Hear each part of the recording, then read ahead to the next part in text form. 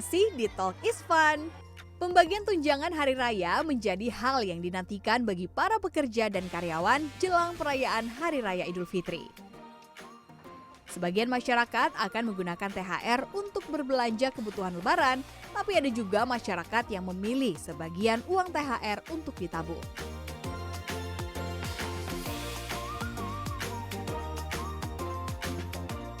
Karena ini pertama kali kerja terus dapat THR, mungkin lebih ke barang hobi aku sih ya, terutama kayak sepatu lari, yang barang hobi lari lah.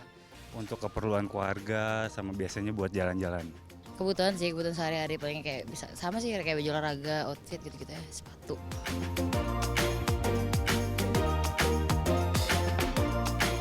Wah, yang pastinya sih buat persiapan lebaran ya Kak, apalagi terutama kayak aku merantau nih, otomatis kan harus war tiket dari jauh-jauh hari, jadi kebanyakan sih buat modal pulang kampung ya, gitu. Kebutuhan ya Kak, sembako, terusan bingkisan-bingkisan untuk keluarga besar seperti itu sih, karena memang budaya di keluarga saya seperti itu.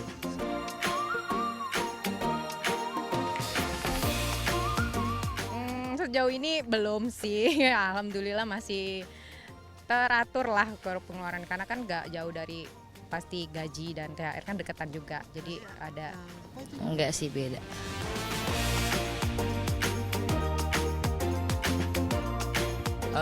Rencana sih aku masih sisain sih, soalnya ini THR pertama ya. Ya, tetap kita sisihkan, biasanya 30% kita sisihkan untuk kebutuhan mendadak di kemudian hari gitu. Kalau memang berdesak pasti, karena memang kita daripada pinjem ke orang lain atau keluarga ya, pasti kita sisih atas penyisihan 30% itu paling biasanya buat kita bayar cicilan. Agak boros. Iya untuk keluarga, tapi sekarang lebih kayak agak di-sparein gitu buat nanti after lebaran.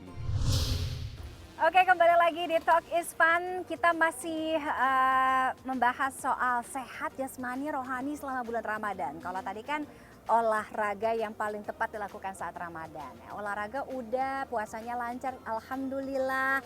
Pertanyaannya, apakah keuangan juga lancar? Karena biasanya banyak pengeluaran-pengeluaran yang tidak terduga. Apalagi kalau sekarang udah terima THR, semuanya semeringah. Oke, kita tanya dengan Safir Senduk, pengelola keuangan. Hai Pak Safir. Aduh, ini udah minggu ketiga Ramadan kayaknya ya. Iya, udah terima THR. Udah terima THR. Tapi biasanya yang kejadian THR tuh kayak cuman permisi, numpang lewat. Kenapa ya? Tapi sebelum ke sana Mas Safir, apa sih yang paling concern orang yang paling banyak kesalahan dilakukan saat mengelola keuangan di Ramadan dapat THR? Iya, jadi teori pertama nih yang mesti kita tahu nih adalah bahwa orang tuh, setiap manusia tuh ada yang namanya logika, ada yang namanya emosi, ya. Teorinya adalah sebagai berikut. Ini kita semua mesti tahu. Orang kalau banyak duit itu dia emosional. Orang kalau lagi nggak ada duit, dia rasional. Itulah kenapa setiap tanggal tua orang rasional.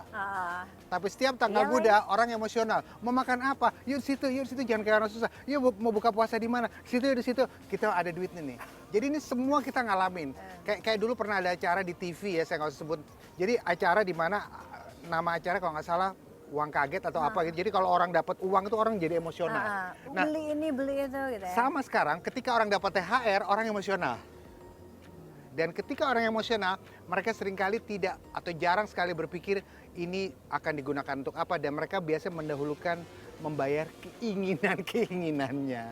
Iya. Itu yang terjadi. Nah, tapi kadang-kadang kan memang THR itu mungkin untuk orang-orang yang memang harus mengeluarkan untuk asisten rumah tangga, Yes, betul.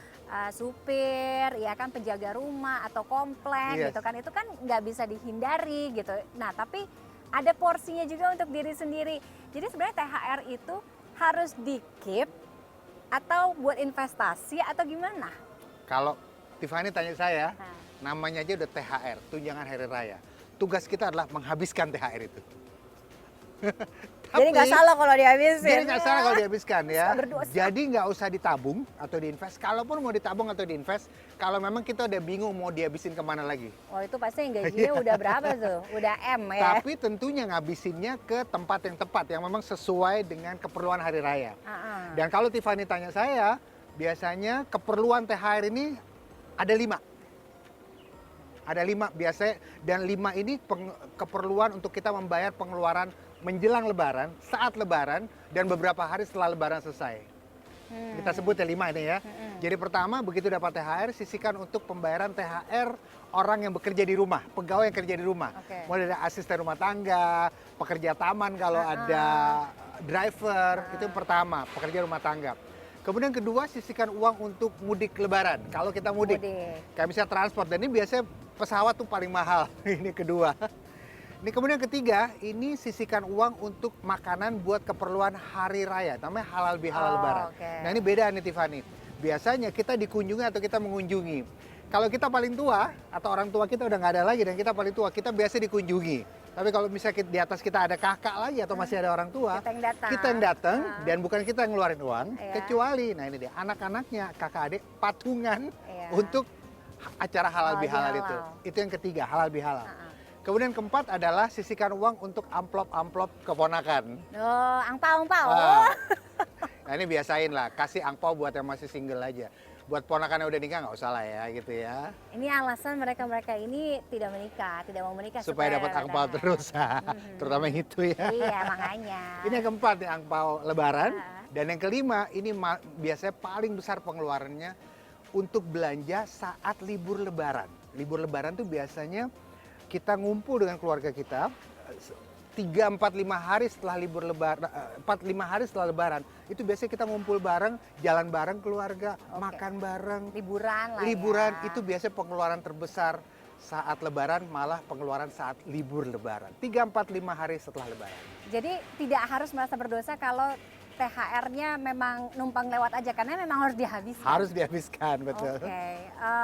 Nah, kalau untuk yang berpikir misalkan gini, kan kalau untuk Ramadan atau dapat THR kali ini, memang kan jaraknya agak lumayan deket nih. Dari dapat gaji di bulan Februari, habis itu nggak lama kemudian dapat THR, nanti gajian lagi kita di akhir bulan Maret. Betul. Nah, gimana Mas? Kadang-kadang ya itu kalau banyak duit, apalagi dempet-dempetan gitu, kita suka nggak rasional.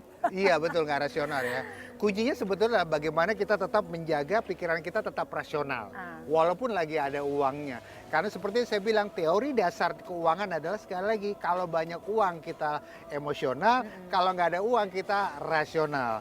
Jadi yang harus kita lakukan adalah lihat dulu, ini sekarang kalau misalnya katakan Lebaran itu adalah menjelang, mungkin kalau nggak salah kita semingguan setelah gajian, sebelum gajian berikutnya misalnya, benar-benar mesti hati-hati. Ini sebenarnya menguntungkan bagi banyak orang. Kenapa?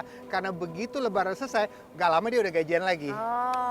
Nah kalau THR dipakai untuk dana darurat tuh sebenarnya bisa nggak sih Mas? Saya nggak sarankan THR dipakai untuk dana darurat, kecuali kita memang udah nggak tahu lagi THR untuk dihabiskan buat apa lagi. Contoh, kita nggak mudik Lebaran. Tadi saya bilang sisihkan buat mudik Lebaran kan.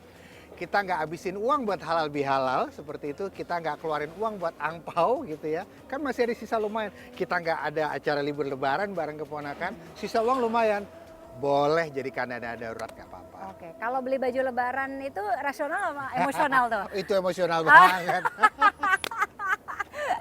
Soalnya ya ini tadi mungkin salah satu godaan terbesar untuk mengelola keuangan tuh zaman sekarang karena medsos. Betul. Iya kan? Medsos tuh bikin kita emosional. Kemudahan berbelanja online, e-commerce dan segala macam ya. Betul, kan? medsos tuh bikin kita emosional.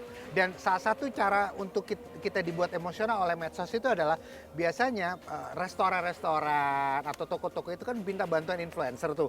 Influencer pakai kata-katanya kan gitu kan, jujur, enak banget, baru pertama kali nih ngerasain makanan begini, keren banget baju ini kelihatan, kayak gitu-gitulah. Kata-katanya membangkitkan emosional yang kita semua, bahkan kadang saya sendiri juga, aduh boleh juga ya mau lihat barang ini. Mungkin puasa medsos juga kan? Iya betul. Pertanyaan mungkin paling banyak juga ditanyain gimana sih supaya kita, kalau dipikir pakai logika kan kita menahan puasa, jadi nggak ada makan siang, nggak ada ngumpul-ngumpul ngopi bareng sama teman. Harusnya sih lebih irit ya, tapi kok kadang-kadang kok justru bulan Ramadan itu lebih boros. Lebih boros. Tahu nggak Tiffany, ini yang terjadi. Yang terjadi adalah kalau bisa kita lihat dari makanan deh. Kalau normal itu kan kita kan ada sarapan, ada makan siang, makan malam ya. Ini lucu. Ketika puasa orang pikir pengeluaran dia berkurang karena dia makan 2 kali mungkin ya. Sahur pasti di rumah. Sahur di rumah. Sebenarnya tetap 3 kali juga dong.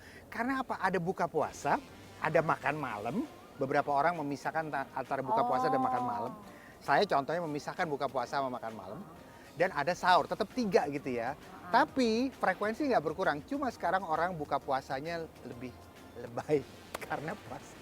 Apalagi kalau buka puasa nongkrong sama teman-teman Iya. atau buka puasa bareng keluarga. Iya. Itu dia lebih berlebihan dibanding dia sekedar sarapan misalnya. Oke deh, cukup tercerahkan harusnya. Jadi pertama, nggak usah berasa berdosa kalau THR-nya habis, Iya. karena memang harus dihabisin judulnya THR, ya kan? Tapi bagaimana kita bisa mengelola keuangan kita? Jadi sehat, tidak hanya jasmani, rohani, tapi juga keuangan, dompet tetap terjaga semuanya ya. Betul. Mas Safir, makasih banyak udah Terima hadir di kasih. CNN Indonesia kali ini.